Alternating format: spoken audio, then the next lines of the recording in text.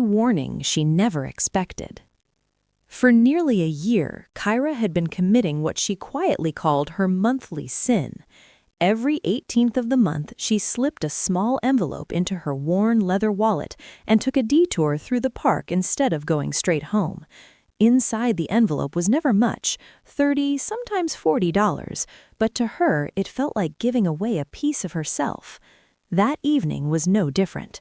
The home decor shop where she worked smelled of detergent and dust, the air heavy with the tiredness of routine. At 38, Kyra looked older than her years when she caught her reflection in the glass display. Rounded shoulders, faint lines around her eyes, hands rough from lifting boxes and folding fabric all day. Life had taught her to be useful, not delicate.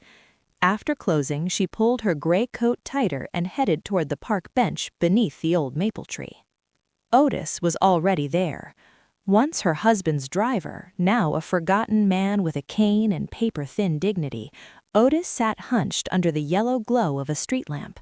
Marcus had fired him abruptly a year ago, calling him unreliable, careless. Kyra had known better. Otis didn't forget things, he noticed them. She pressed the envelope into his trembling hand. "Please," she whispered, "buy your heart medicine and fruit. Don't skip the fruit." Otis's eyes shone with gratitude and shame. "You're too good, child. If Marcus ever finds out—" "He won't," she said quickly, already stepping away. Gratitude made her uncomfortable. She remembered too clearly the times Otis had helped her when Marcus couldn't be bothered, waiting with her at hospitals, rocking her daughter's stroller, treating her like she mattered. Home felt strangely tense that night. Marcus sat at the kitchen table, phone glued to his hand, dinner untouched. He startled when Kyra entered, flipping the screen face down too fast. He smiled, but it didn't reach his eyes. "I'm going out of town tomorrow," he said casually. "Fairview, seminar." Fairview, a town 40 minutes away. He usually complained about trips, but tonight he seemed energized. "I'll drive you to work," he added suddenly. Kyra froze. He hadn't offered that in 2 years. She brushed the unease aside. Trust was easier than suspicion. Later that night, she realized she'd forgotten milk for their daughter and ran to the corner store. The street was quiet, the shop light flickering like a nervous heartbeat. As she stepped outside, a figure emerged from the shadows. She screamed, then recognized Otis. But something was wrong. His face was gray, breath ragged, eyes wide with terror. He grabbed her sleeve with desperate strength. "Listen to me," he whispered urgently. "Tomorrow, do not get in the car with your husband." Her blood turned to ice. "What are you talking about?" "He offered to drive you because he needs control," Otis said, cracking his voice. "He needs to know where you are." Kyra tried to pull away, panic clawing up her throat. "Tomorrow morning, take the public bus," he insisted, "the one at 7:15. Sit there, watch. You'll understand everything when you see who's on that bus." Before she could ask another question, Otis vanished into the darkness, leaving her shaking beneath the street lamp, milk dripping onto the pavement. Upstairs, Marcus's silhouette moved past the window. He was on the phone again. For the first time in years, Kyra felt the ground beneath her begin to shift. She didn't know it yet, but by this time tomorrow, her life would split into a before and an after. She thought the warning was madness. She was wrong, because the bus she would board the next morning carried more than passengers. It carried the truth she was never meant to see. The bus ride that changed everything. The lie came to Kyra's lips more easily than she expected. "Jasmine isn't feeling well," she told Marcus the next morning, keeping her eyes on the kettle as it hissed. "Stomach pain. I'll stay back for a bit and go to work later." Marcus barely paused while tightening his watch strap. He didn't ask to see their daughter. He didn't question it. He simply nodded, kissed the air near Kyra's cheek, and rushed out, keys jingling with urgency. The front door slammed. Only then did Kyra exhale. Her hands shook as she pulled on her coat. Each movement felt unreal, as if she were stepping into someone else's life. Otis's words echoed in her mind like a warning bell she couldn't silence. Take the bus. Watch. The bus stop smelled of exhaust and fried dough from a nearby cart. The Fairview bus sat there like an exhausted animal, coughing gray smoke. Kyra hesitated for half a second, then climbed aboard. She chose a seat at the back, near the window. The bus wasn't full. A college student lost in music, a man with paint-stained boots, a young woman sitting 2 rows ahead with a little girl around 7 years old. The child knelt on her seat, staring curiously around, swinging her legs. As the bus lurched forward, Kyra stared out the window, watching familiar streets blur into unfamiliar ones. Her heart beat so loudly she was sure others could hear it. Then the child turned around. Kyra's breath caught in her throat. The girl had Marcus's eyes, the same shape, the same soft sadness at the corners, even the small dimple in her chin, the one Kyra had kissed countless times on her husband's face.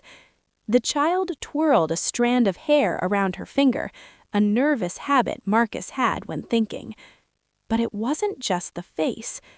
Around the girl's neck hung a silver locket, an oval, shell-shaped locket. Kyra's stomach dropped. She remembered it instantly. 6 months ago, she had found that locket in Marcus's jacket pocket. He had claimed it was a gift for his mother, then later said it was lost at the repair shop. She had believed him, comforted him. Now it rested against the chest of a stranger's child. The woman beside the girl snapped, "Maya, sit properly." Maya. The name struck like a blow. The bus slowed as it entered Fairview. The woman stood, adjusting her coat, and took the girl's hand. On impulse, without thinking, Kyra followed them off the bus. Her legs felt hollow, as if they might collapse beneath her. She kept her distance as they walked through a quiet residential street lined with tidy brick houses. Then she saw it, Marcus's car, parked neatly in front of a house with a white fence and trimmed hedges. Kyra stopped, pressing herself against a neighboring wall. The front door opened. Marcus stepped out holding a mug of tea, wearing the sweater she had given him last Christmas, the one he claimed he'd forgotten at work. "Daddy!" the girl screamed. Marcus laughed. Not the polite laugh Kyra heard at dinner parties. A real laugh, young, alive. He lifted the child, spun her in the air, kissed her hair. Then he kissed the woman, not on the cheek, on the lips. Kyra slid down the wall, sinking onto the cold pavement. The truth crashed into her all at once. Not an affair, not a mistake, but an entire second life. A life that had existed for years while she folded towels, saved money, and waited. She didn't know how long she sat there. She only knew that when the door closed behind them, something inside her broke beyond repair. She thought the worst was over when she saw them. She was wrong, because what Marcus had stolen wasn't just her trust, it was something far more unforgivable, and she was about to prove it. The truth that went deeper than betrayal. Kyra didn't remember how she got home. The bus ride back passed in fragments, faces without names, streets without meaning, the dull vibration of the seat beneath her, as if reminding her she was still alive. By the time she unlocked the apartment door, her hands felt numb, her chest hollow. She sat at the kitchen table long after the kettle boiled dry. When Marcus returned 3 hours later, he came in whistling, carrying a small cake box like a peace offering. "Kai, you won't believe it," he said brightly. "The seminar wrapped up early." She didn't look at him. The smile fell from his face.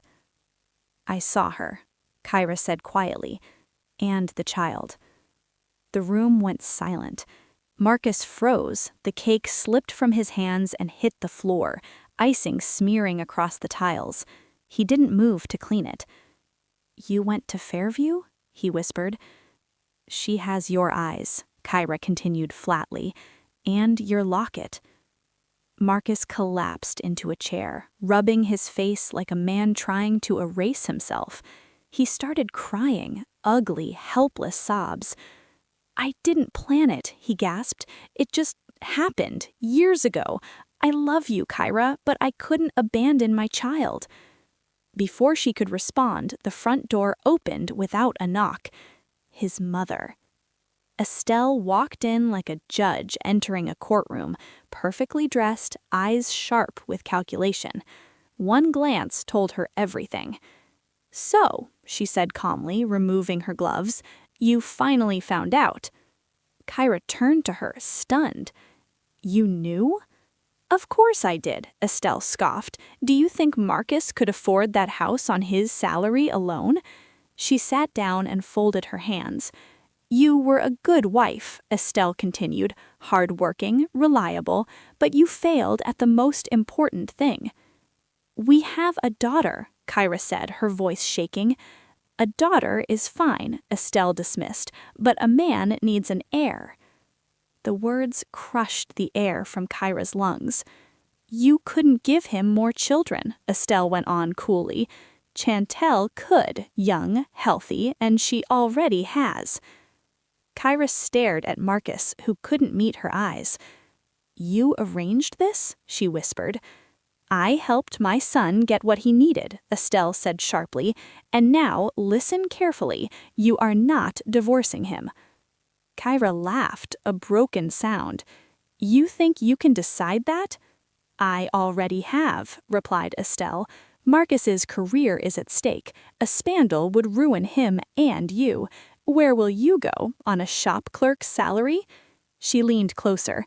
"He'll live here, visit the other family discreetly. Your daughter finishes school. Everyone keeps their dignity." That night, desperate, Kyra called her friend Tasha. After a long pause, Tasha sighed.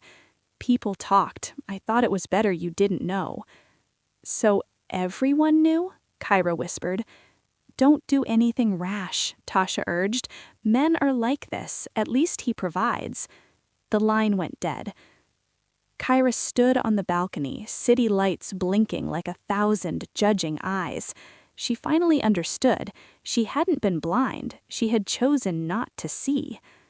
The next morning, Jasmine woke with a fever. Kyra stayed.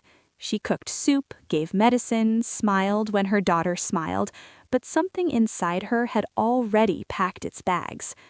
That afternoon, her phone buzzed. Unknown number. Park, same bench, 1 hour. Otis. When she reached the park, he was waiting, sitting straight this time. Beside him lay an old driver's logbook. "I saw everything," he said quietly, "and I kept records." The pages listed dates, addresses, withdrawals, money for doctors, toys, furniture. Then Kyra saw it. Education fund, withdrawal. Her breath stopped. "He used Jasmine's money," Otis said, "almost all of it." Something inside Kyra went cold and sharp. This wasn't betrayal anymore. It was theft. She had forgiven lies, she had survived betrayal, but now she knew the truth, and Marcus had crossed a line that could never be uncrossed. The evidence that turned fear into power. Kyra sat on the cold park bench long after Otis walked away. The logbook lay heavy in her hands, its worn pages fluttering in the wind like restless ghosts. Dates, amounts, places. Each line was a quiet confession of how carefully Marcus had dismantled their life while smiling across the dinner table. He hadn't just cheated, he had planned. Every withdrawal from the education fund felt like a slap. Money she had saved by skipping coats, by stretching groceries, by telling Jasmine they'd travel next year. All of it had gone into building comfort for another child, his other child. By the time Kyra stood up, the trembling in her hands was gone. What remained was clarity. At home, Marcus was sitting on the couch, flipping through channels like nothing in the world had changed. When he saw her, he forced a smile. "You're back early." She didn't respond. She walked to the table and dropped the logbook in front of him. The sound was dull, but final. "What's this?" he asked, already knowing. "Your memory, since you seem to forget where our money went." Marcus opened the book. His face drained of color as he flipped page after page. His shoulders sagged. The man who had once filled rooms with confidence now looked small, almost fragile. "Where did you get this?" he whispered. "That doesn't matter," she replied calmly.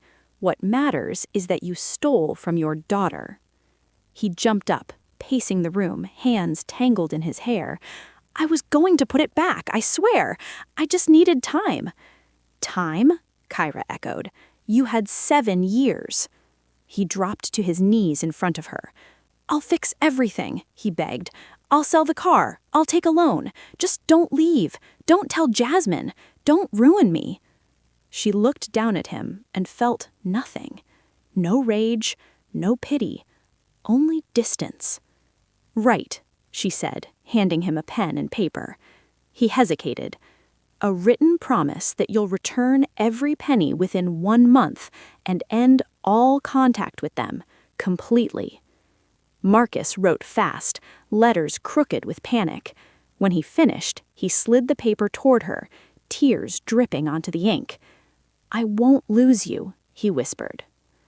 The next week felt unreal. Marcus came home early, fixed broken things, bought groceries without checking prices, sat with Jasmine over her studies, praising her like a proud father. Kyra watched carefully. She wanted to believe. Even Estelle softened. She invited Kyra for tea, spoke gently about forgiveness, about family unity, about moving forward. Marcus, she said, had chosen his real family. And slowly, dangerously, hope crept back in. On Sunday morning, sunlight poured into the kitchen. Kyra flipped pancakes, humming softly. The apartment felt warm again, normal. Marcus hugged her from behind. "Thank you," he murmured. "I won't let you down again." She closed her eyes. For a moment, she allowed herself to imagine that this nightmare had an ending after all. Then her pen ran out of ink. She went to Marcus's briefcase to find another. Inside the side pocket, her fingers brushed against smooth paper. She pulled it out. An ultrasound image, dated 2 days ago. On the back, in Marcus's handwriting, were the words, "My son, my heir." The heir vanished from the room. At that moment, a phone inside Marcus's coat began to ring. Not his main phone, the one he had claimed he destroyed. The screen lit up with one word, "Mom."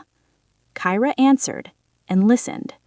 She had believed she'd stopped the betrayal, but the truth was far worse, because Marcus hadn't ended his double life.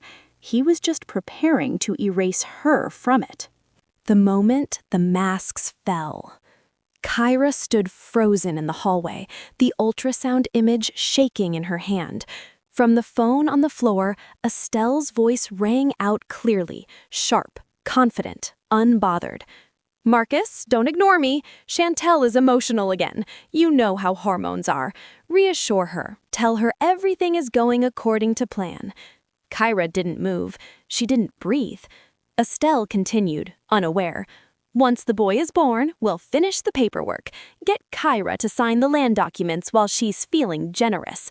The lawyer said it's easy if it's registered jointly first. After that, she's no longer our problem." The call ended. The silence that followed was louder than any scream. Marcus stepped out of the bedroom moments later, rubbing sleep from his eyes. "What fell?" he asked lazily. Kyra turned slowly. In one hand, the ultrasound. At her feet, the phone. Marcus's face hardened. No tears, no panic, just irritation. "You went through my things," he said coldly. "That's all you have to say?" Kyra asked quietly.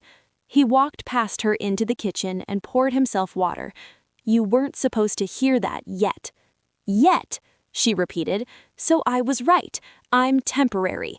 Marcus laughed humorlessly. "What did you expect, Kyra? Look at you. You stopped being a wife years ago. You became routine, silence, convenience." Each word landed like a calculated strike. "I worked. I built this home. You hid in it," he snapped. "You didn't ask if I was happy because you were afraid of the answer." The truth hurt because part of it was real. "But none of that," Kyra said steadily, "gave you the right to steal from our daughter." Marcus shrugged. "Money can be replaced. Time can't." She straightened her back. "Get out." He smirked. "This is my apartment too." "Leave," she repeated, "or I walk onto the balcony and tell every neighbor who you really are. Your boss, your voters. I have nothing left to lose." For the first time, Marcus hesitated. He grabbed his jacket. "You'll regret this." The door slammed. Kyra slid to the floor, but she didn't cry. An hour later, she went outside to her small garden plot, tearing weeds from the soil with bare hands, rage fueling her strength. That's when she heard the gate creak. Franklin. Marcus's father stood there, thin and tired, eyes filled with something new, resolve. He pulled a small flash drive from his pocket. "I didn't come for them," he said.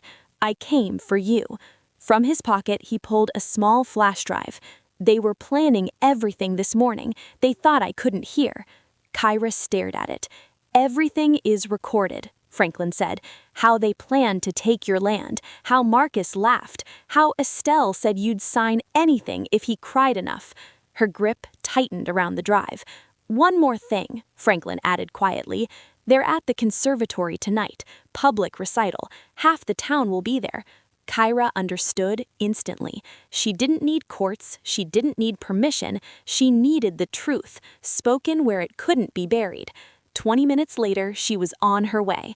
The conservatory buzzed with polite chatter and soft music. Parents smiled, flowers changed hands. She spotted them immediately. Marcus, Chantel, pregnant, glowing, Estelle watching proudly. Kyra placed the speaker on a table and pressed play. Estelle's voice filled the hall. "Once the boy is born, we'll kick her out." Faces turned. Whispers spread. Marcus lunged forward, but it was too late. Chantel stared at him, horrified. "You said you loved me." Silence crushed the room. Franklin stepped beside Kyra. "I'm done being silent," he said. The illusion shattered in public, where it hurt the most. Kyra thought exposing the truth would bring relief. She was wrong, because the fallout wasn't over, and the final cost would change her life forever. The life she chose after the truth. The conservatory never felt the same again. People didn't shout, they didn't argue. They simply watched as the perfect picture cracked in silence. Estelle stood frozen, her authority evaporating under dozens of judgment-filled stares. Marcus looked smaller than Kyra had ever seen him, like a man who had finally been dragged into daylight and didn't know how to survive there. Chantel broke first.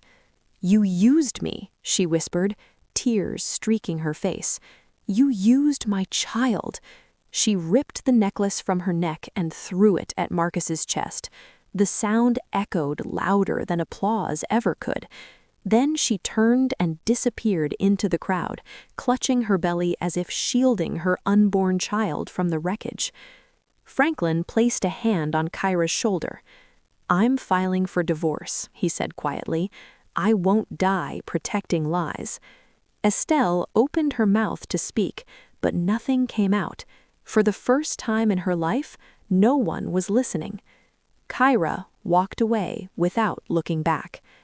The months that followed were hard, brutally honest, free. Marcus tried calling at first, then begging, then threatening. When none of it worked, he vanished, leaving behind debts, a ruined reputation, and court orders demanding repayment of Jasmine's stolen education fund. Kyra moved forward one step at a time. She sold part of her garden harvest, took a small loan with Franklin's help, opened a modest home goods shop near the market, linens, tablecloths, things that made houses feel warm. It wasn't glamorous, but it was hers. Jasmine flourished. She passed her exams with honors and earned her place in college. The night she told Kyra, they drank tea from mismatched mugs and cried quietly, not from pain this time, but relief. "I'm proud of you, Mom," Jasmine said. Those words healed more than years of silence ever could. Sometimes, late at night, Kyra still mourned the life she thought she had. 20 years wasn't nothing. Love, even broken love, leaves scars. But she no longer mistook endurance for devotion and silence for peace. One winter evening, as snow dusted the street outside her shop, Kyra spotted Otis walking past with his wife, both bundled in scarves. He lifted his hand in greeting. She waved back, smiling. Life hadn't rewarded her with ease. It rewarded her with truth, with dignity, with the knowledge that she could stand alone and still stand tall. Kyra locked up the shop and stepped into the cold air. It smelled of snow and pine and beginnings. Her breath fogged in front of her, steady and real. She didn't know what tomorrow would bring, but for the first time in decades, it would be her tomorrow. She lost a marriage, she lost an illusion, but she gained something far rarer, a life built on truth, not fear.